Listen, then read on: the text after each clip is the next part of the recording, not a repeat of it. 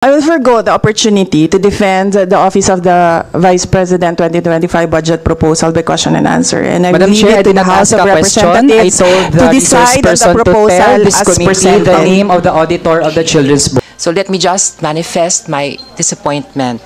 Parang pumasok po ako sa meeting na to na may katanungan pero lalabas po ako na walang kasagutan. Sayang ang pagkakataon. And also formula answers, scripted answers, and even insinuations that we are following a script. So hindi ko na po pagpapatuloy ang aking pagtatanong eh.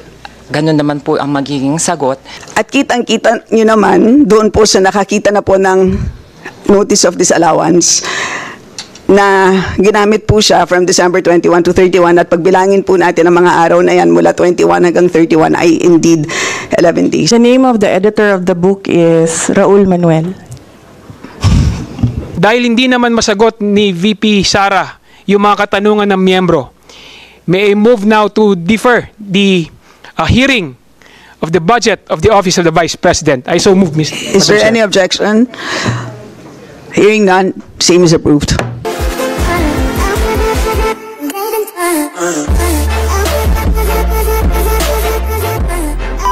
Is the Honorable Geraldine Roman?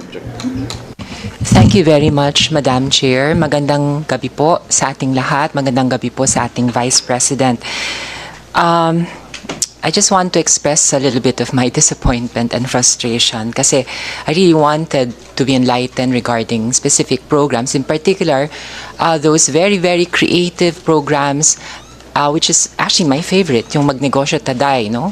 Which will benefit a lot of women, which is part of my advocacies, as well as the LGBT community. But I guess our Honorable Vice President will just give me the same answer. So let me just manifest my disappointment. Parang pumasok po ako sa meeting na to na may katanungan pero lalabas po ako na walang kasagutan and even more questions.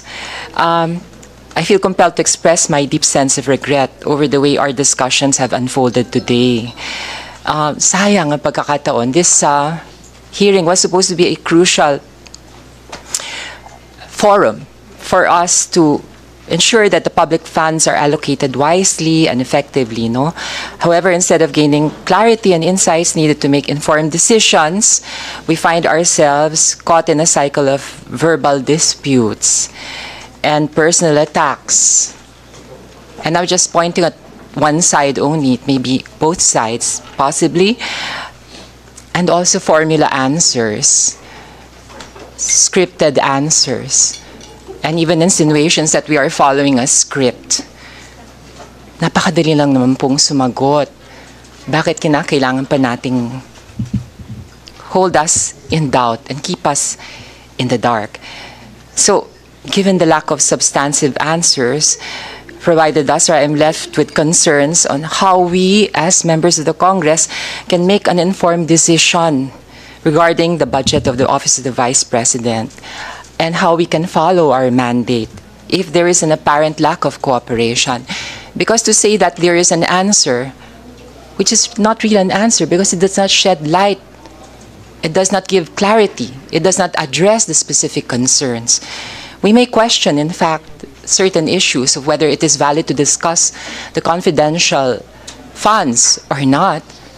But how about our questions? Katulad ng questions ni Representative Garin. Those are valid questions. I think dapat they merit also an answer. So hindi ko na po pagpapatuloy ang aking pagtatanong eh. Ganun naman po ang magiging sagot. Sana po nagkaroon tayo ng clarity. That is my sincere wish talaga. Just clarity. Especially dun sa mga budget items ng 2025 na sa una ay willing naman ng Office of Vice President to answer and so graciously, no? Pilit kong inuunawa, baka naman physically exhausted ng ating resource person. I could hear that her voice is already namamaos, ano? But alam ko malakas naman siyang tao, malakas siyang babae with great resistance. So, nanghinayang po ako sa pagkakataon na ito. With that, Madam Chair, I leave it also to this committee how to figure out, how can we come up with an informed decision with this kind of formula answer. Thank you very much, Madam Chair. Salamat. Just a short manifestation on my part with a kind indulgence of my colleagues. Kanina po nabanggit ang pangalan ko kasama ni Kong Franz nung meron pong nagtanong kung bakit may 125 million para sa fourth quarter taong 2023 na hindi po ginamit ng ating pangalawang Pangulo. Nabanggit ang pangalan ko. I believe ang sinabi po ni Madam Vice President is that tila may lumalabas na po na pattern simula nung araw na nagsagutan po kami sa plenaryo na lumabas po na 11 days lamang ang period na kung saan ginamit po ang pondo amounting to 125 million. I just want to state for the record that that was in no way a planned action on my part. That was the most difficult moment in my 5 years in Congress. Tinanong ako ng isang tanong, I just had to say the truth. Nakabase sa liquidation report at kitang-kita nyo naman doon po sa nakakita na po ng notice of disallowance na ginamit po siya from December 21 to 31 at pagbilangin po natin ang mga araw na yan mula 21 hanggang 31 ay indeed 11 days. Madam Chair, I'd like to discuss yung 10 million peso project na children's book. Madam Chair, dahil ayaw din po ng resource person ng question and answer, then ang paraan ko na lang po ay hindi pa tanong. Tell the committee sino po ang editor ng children's book na ito. Madam Vice President. Madam Chair, all the answers are, wala yan doon sa opening statement. I will forgo the opportunity to defend the Office of the Vice President 2025 budget proposal by question and answer. And I will Madam leave Chair, I it to did the not House ask of a question. I Representatives told to the resource decide on the person to proposal tell this as committee presented. the name of the auditor of the children's book. Yan ang nangyayari kapag Honorable- hindi na I didn't narinig. ask a question. I asked the resource person to tell the name. Pero baka hindi pa nadidistinguish ano yung tanong, ano yung hindi. Pero since ayaw pong ibigay yung name ng editor ng children's book, ito kasi yung point natin, Madam Chair. The book contains many errors. Sige po, pakita po natin. Kasama po dyan dahon ng banahaw. Wala naman pong dahon ng banahaw. Baka anahaw po yung tinutukoy. Yung word na sila, dapat po sina. Tapos yung walang awa, dapat nga may hyphen po yan. Tapos, Madam Chair, nakalagay din yung pugad daw ng kwago ay nakapatong sa sanga. Madam Chair, sabi ng mga eksperto, ang owl's nest, hindi po ay nakapatong sa sanga. Nasa either butas po yan ng mga puno or nasa ilalim ng lupa.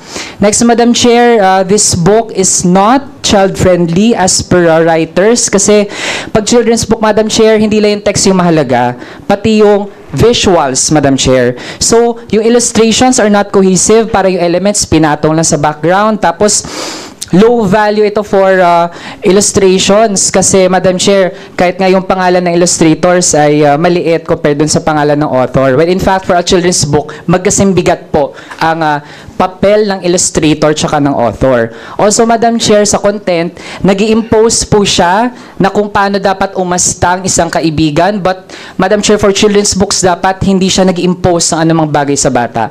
It should be fun. Masaya lang dapat yung bata na binabasa yung libro. So, Madam Chair, this book na pinopropose na pondohan, and actually, ang topic na nga natin, 2025 budget, gusto ng resource person, we limit to the 2025 budget, pero hindi pa rin sinasagot.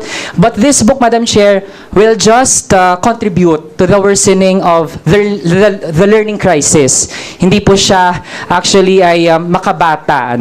Kaya, Madam Chair, before I end sa second round, kasi kanina meron din pong ad hominem sa atin, meron pang disinformation, information about this representation.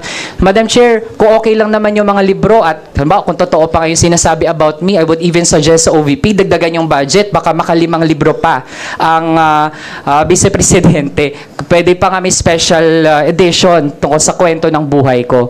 Pero given, Madam Chair, na hindi din talaga pumapasa sa standards ng pagsusulat ng libro, and I also think, Madam Chair, na throughout this hearing, hindi successfully na-defend yung budget ng Office of the Vice President. So, ako, personally, I'm inclined na hindi natin i-terminate yung budget briefing for the Office of the Vice President. So, yun na lang muna, Madam Chair. Maraming salamat. Madam Chair.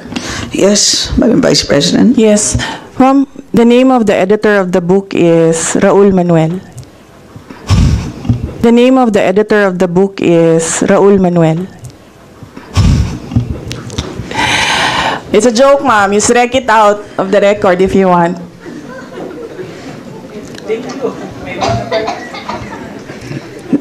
Next to interpolate is the Honorable Jefferson Konghon.